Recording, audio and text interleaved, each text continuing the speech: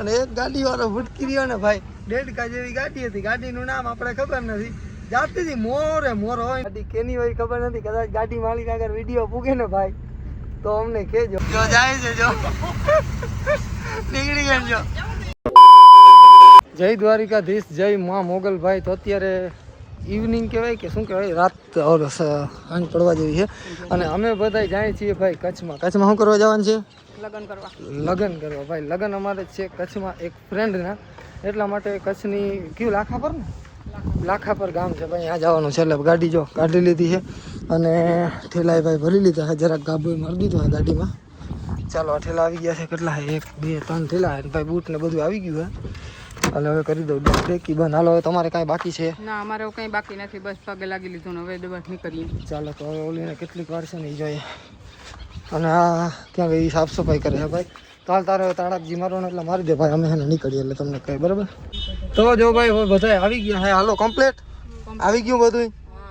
ચાલો હવે જો ઘર આગળ જ છે અને ભાઈ હવે નીકળીએ છીએ. જય માતાજી અને જય મા મોગલ. રેડી? આ વાહલો ગેર પડ્યો. ચાલો હવે ભાઈ આપણે છે ને જવાનું છે છેક કચ્છમાં. ઓકે, એટલે આપણે લાલપુર બાજુથી નીકળીએ છીએ ને હજી તો એમ તો જો કે ભાઈ વાર ઘણી લાગશે. હેલો ગાઈસ, તો અત્યારે ભાઈ અમે પહોંચ્યા છીએ જામનગર. જામનગર આપણે JCR પાસે. અને ચા પાણી પીવા ભાઈ તમારે કોઈ?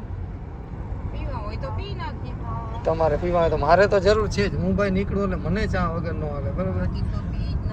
એટલે જો JCR ની બાજુમાં એક મસ્ત મજાની હોટલ છે, ત્યાં ભાઈ 2 3 વાર આપણે ચા પીધેલી છે, એટલે ત્યાં ચા વખણાય સમજ્યા, મસ્ત મજાની આવે છે. એટલે ત્યાં આપણે ચા પીએ ને પછી સીધા આપણે નીકળીએ ધ્રોલથી કચ્છ બાજુ. જામનગર ભાઈ ચા પીવાનો મેળ ના આવ્યો, કેમ કે ત્યાં હતી ભાઈ ટ્રાફિક એટલી બહુ. એટલે અમે લોકો હે ને ભાઈ ચા કરતા કરતા છેટ આવી ગયા છે ક્યાં ખબર, આપણે આ જો કચ્છ આપણે શું કેવું ધ્રોલ ટપીને જે હાઈવે આવે ને ત્યાં છે ભાઈ પૂગી ગયા. અહીં લાગી હવે ચા ની કોઈ લાગી તલો? અને લાગી મને લાગી ભાઈ ચા કયું ની ચા સાંભળે. એટલે હવે આ ક્યાંક હાઈવેમાં ક્યાંય જો દેખાય તો આપણે પીએ ચા ને. તમને ખબર હોય કે ક્યાં સારી ચા ને એવું કાંઈ જડે છે તો કોમેન્ટમાં નાખજો. બીજું હું નેક્સ્ટ ટાઈમ કે પાછા રિટર્ન આવીએ ત્યારે કામ આવે. જો આ હાઈવે છે ધ્રોલથી હજી અંદર આપણે સમખિયાળીવાળો હાઈવે છે ને ત્યાંથી ભાઈ અંદર આવ્યા છીએ અને પેલું જ બ્રિજ વૈટા છે. કોમેન્ટ કરજો જો કોઈને ખબર હોય તો, નકર ગોતવી તો જોશે જ ભાઈ. આપણે અત્યારે પહોંચી ગયા છીએ પીપળિયા 4 રસ્તા અને આ ક્યાંક હોટલ છે ને આપણે ભાઈ ચા પીવાની ઈચ્છા થઈ છે સમજ્યા. છે જામનગરથી ચા ગોતતા હલાવીએ છીએ. અહીંયા છે ચા મળી છે ભાઈ. ચા આપો ભાઈ, ચા આપો.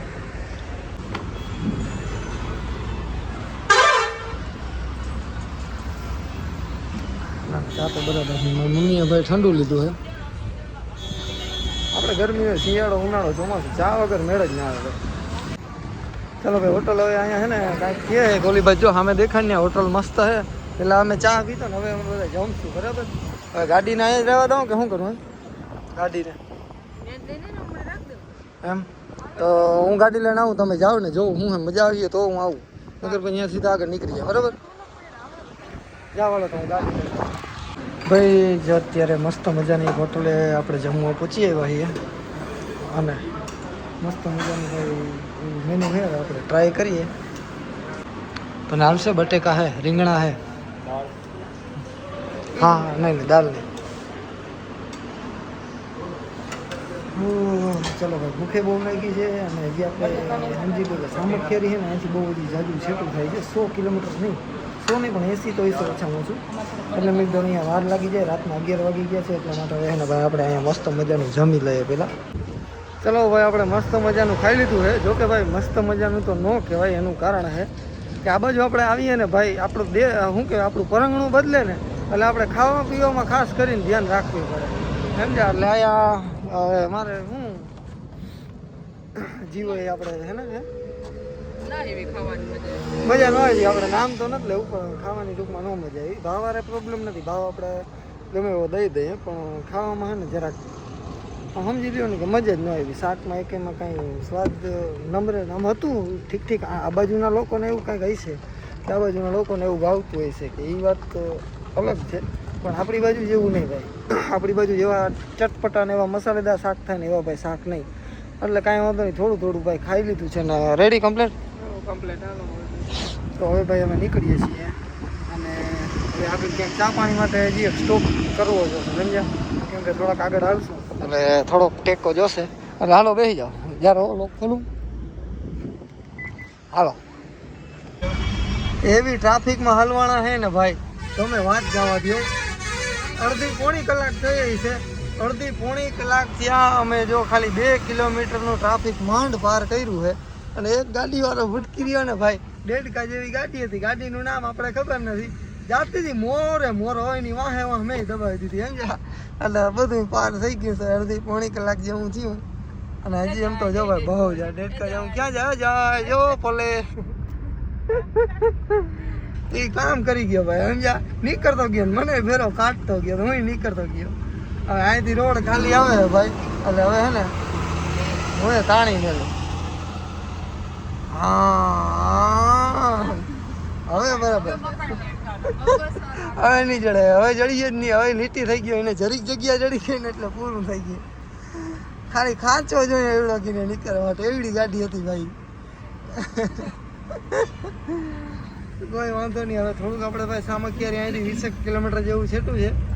બસ રસ્તામાં ક્યાંક સારી હોટલ આવે તો ચા પાણી પીને આપણે નીકળીએ સીધા કબરાવ બાજુ, કેમ કે અત્યારે આપણે જવું છે ભાઈ કબરાવ.